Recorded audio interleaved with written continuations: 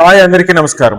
సిబిఎస్ఈకి సంబంధించి అప్డేట్స్, మరీ ముఖ్యంగా 3 లాంగ్వేజ్లకు సంబంధించినటువంటి అప్డేట్ ఎప్పటికప్పుడు ఎడతగిన స్టోరీ కింద మారిపోతూ ఉంది. మేలో వచ్చినటువంటి సర్క్యులర్ ప్రకారం ఒక రకమైనటువంటి సమాచారం, జూన్ లో వచ్చినటువంటి సర్క్యులర్ ప్రకారం మరలా ఒక బాంబు పేల్చారు.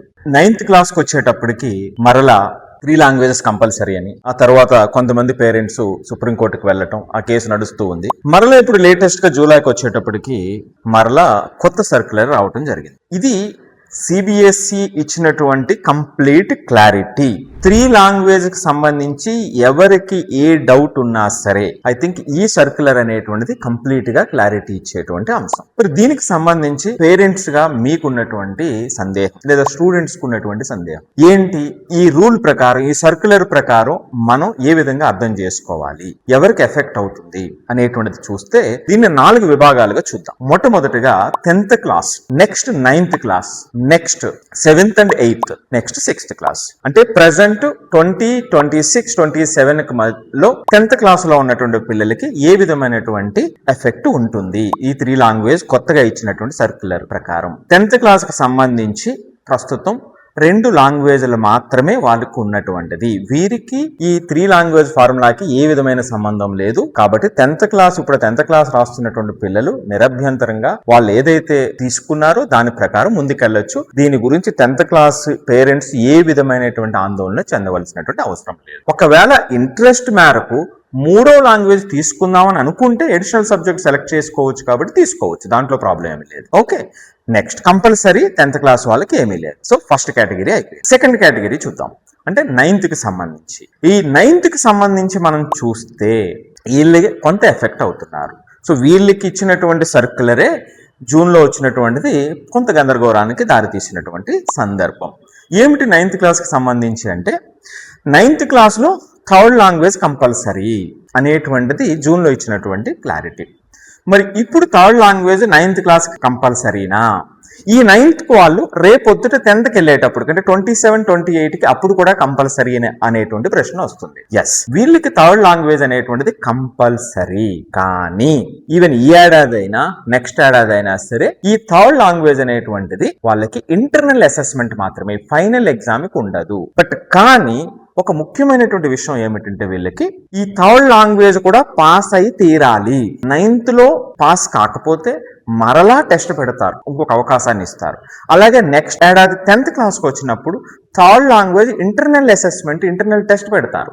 ఆ ఇంటర్నల్ టెస్ట్ లో మినిమం మార్క్స్ రాకపోతే అగైన్ మరలా టెస్ట్ పెడతారు. సో కంపల్సరీగా మనం దీన్ని పూర్తి చేసి తీరాలి. సో అది క్వాలిఫై అయినట్టుగా సర్టిఫికెట్లు ఇస్తాము అనేటువంటిది చెప్పినటువంటి విషయం. సో 9th క్లాస్ కి 3 లాంగ్వేజ్ ఉంది, కానీ ఇది ఫైనల్ ఎగ్జామ్ లో కాకుండా ఇంటర్నల్ అసెస్మెంట్ కి మాత్రమే పరిమితం. వీటిలో ఈ 3 లాంగ్వేజెస్ లో వీళ్ళు తప్పనిసరిగా ఇండియాలో చదువుతున్నటువంటి పిల్లలు మినిమం 2 ఇండియన్ లాంగ్వేజ్, మినిమం అవసరమైతే 3 ఇండియన్ లాంగ్వేజెస్ తీసుకోవచ్చు మీ ఇంట్రెస్ట్ మేరకు. సో మినిమం 2 ఇండియన్ లాంగ్వేజెస్, ఒక ఫారెన్ లాంగ్వేజ్. కానీ ఇక్కడ చిన్న ఎగ్జంప్షన్ ఉంది ఈ ఏడాదికి మాత్రం. ఏమిటా ఎగ్జంప్షన్ అంటే, ఎవరైనా పిల్లలు 2 ఫారెన్ లాంగ్వేజ్ ఆల్రెడీ తీసుకుని ఉన్నట్లయితే వాళ్ళు దానితో కంటిన్యూ కావచ్చు. ఇది పాయింట్ నెంబర్ 1. పాయింట్ నెంబర్ 2, విదేశాల్లో చదువుతున్నటువంటి పిల్లలు 2 ఫారెన్ లాంగ్వేజెస్, 1 ఇండియన్ లాంగ్వేజ్ తీసుకోవచ్చు అనేటువంటిది ఒక ఇంపార్టెంట్. ఇది 10th క్లాస్ కి సంబంధించినటువంటి కంప్లీట్ క్లారిటీ. అలాగే పీడబ్ల్యూ అంటే ఫిజికల్ హ్యాండిక్యాప్ వాళ్ళకి కొన్ని రిలాక్సేషన్స్ ఉన్నాయి, అది వేరే విషయం. అంటే వాళ్ళు కూడా ఏమిటంటే 2 లాంగ్వేజెస్ తో వెళ్ళొచ్చు, అది వేరేగా చూద్దాం. నెక్స్ట్ ఇక 3వ కేటగిరీ చూద్దాం. అంటే 7th and 8th. 7th and 8th కి సంబంధించినటువంటి కేటగిరీలు మనం చూస్తే, ఈ కేటగిరీ లోపల వీళ్ళకు కూడా ఇప్పుడు 9th కి ఏదైతే చెప్పానో అదే విధంగా వీళ్ళకు కూడా 3rd లాంగ్వేజ్ అనేటువంటిది ఉంటుంది. అది ఇంటర్నల్ అసెస్మెంట్ ఉంటుంది. వీళ్ళు 10th కి వచ్చినప్పుడు కూడా ఫైనల్ ఎగ్జామ్ అంటే బోర్డు పెట్టేటువంటి ఎగ్జామ్ లో ఉండదు, ఇంటర్నల్ అసెస్మెంట్ ఉంటుంది. బట్ పాస్ అనేటువంటిది తప్పనిసరి 7th and 8th వాళ్ళకి కూడా. ఇది న్యూ గా ఇచ్చినటువంటి సర్క్యులర్ యొక్క సారాంశం. కానీ వీళ్ళు ఎవరైనా ఇందాక చెప్పినట్టుగా ఎగ్జామ్షన్ ఆల్రెడీ 2 ఫారెన్ లాంగ్వేజెస్ తీసుకున్నటువంటి వాళ్ళు దానితోనే కంటిన్యూ అవ్వచ్చు. ఈ వన్ టైం ఎగ్జామ్షన్ వీళ్ళందరికీ కూడా ఈ 7th నుంచి 9th వరకు ఉన్నటువంటి పిల్లలందరికీ ఈ ఒక్కసారికి ఎగ్జామ్షన్, రైట్? వాళ్ళ దానితో కంటిన్యూ అవ్వచ్చు. నెక్స్ట్ ఇంకొక సమస్య ఎక్కడ వస్తుందంటే, ఎవరైనా విదేశాల్లో చదివినటువంటి పిల్లలు, అక్కడ ఆల్రెడీ 2 ఫారెన్ లాంగ్వేజెస్ ఉంటాయి, తీసుకుని ఉండొచ్చు. ఒకటి ఇండియన్ లాంగ్వేజ్ తీసుకున్నారు, మధ్యలో 8th లోనో 9th లోనో ఇండియాకి రావడం జరిగింది. సో వాళ్ళకు కూడా అదే విధంగా ఫాలో అవ్వచ్చు. ఇక్కడ ఇండియాలో 2 ఇండియన్ లాంగ్వేజెస్ అనేటువంటి దాన్ని వాళ్ళకి వర్తించదు. ఇది 2 ఎగ్జంప్షన్స్. ఓకే, సో ఇది బాగా అర్థం చేసుకోవాల్సినటువంటి విషయం. ఇక ఫైనల్ 4th పాయింట్ కి వద్దాం. 6th క్లాస్ కి వచ్చేటప్పుడు, మరి 6th క్లాస్ కి వచ్చేటప్పటికి వీళ్ళే లేటెస్ట్ గా ఎఫెక్ట్ అయ్యేటువంటి బ్యాచ్, అంటే 26, 27. సో వీళ్ళు 7th, 8th, 9th, 10th, 31 కి వచ్చేటప్పటికి ఏమవుతుంది అంటే, కంపల్సరీ 3 లాంగ్వేజెస్ ఫైనల్ ఎగ్జామ్ రాయవలసినటువంటి అవసరం ఉన్నటువంటి పిల్లలు. సో వీళ్ళు మాత్రం, రైట్? సో వీళ్ళ నుంచి అప్పటి నుంచి స్ట్రీమ్ లైన్ అవుతుంది. ఇంకా తప్పనిసరిగా 3 లాంగ్వేజెస్ కంపల్సరీ ఉంటుంది. ఆ లాంగ్వేజెస్ విషయం నేను ఇప్పుడు ఇందాక చెప్పినట్టుగా అట్లీస్ట్ 2 ఇండియన్ లాంగ్వేజెస్, ఒక foreign language, third language, right?